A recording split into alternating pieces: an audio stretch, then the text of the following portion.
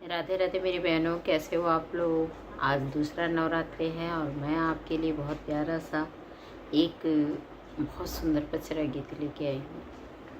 तो आप लोग गाना और बताना कैसा लगा ये गीत। बरहे बरिसवा उठ कल बेलिया हो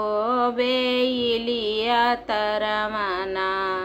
हे बेलिया तरमना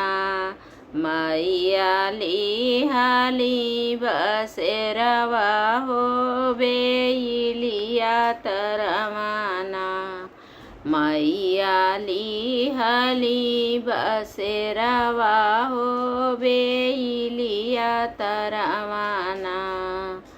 आगे आगे मैया चल पीछे भैरव भैया हो कि झंडा वाली हलेना हो कि झंडा वाली हलेना चल वीर बजरंगी हो कि झंडा वाली हलेना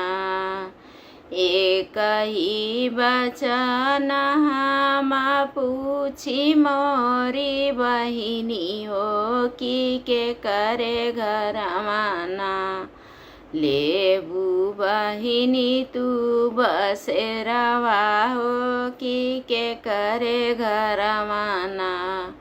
लेबू बहिनी तू बसेरवा हो कि के करे घर माना चैत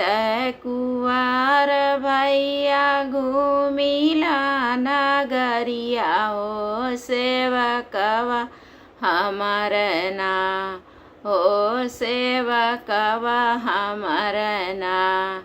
कर घरी घर पूजनवा हो सेवकवा हमर ना कर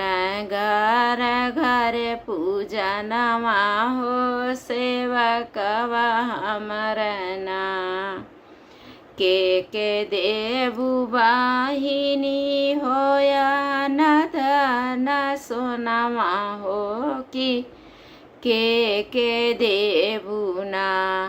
बहिनी गोदी में ललनवा हो कि के देबू ना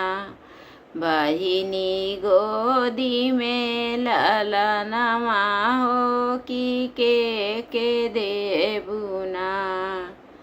निरधन के देव भैया न धन सोनवा हो बजनिया देवना भैया गोदी में ललनवा हो बजनिया देवना ओ करे गोदी में ललनवा हो बजनिया देवना। ये गीत आप लोगों को कैसा लगा ये कमेंट करके ज़रूर बताना।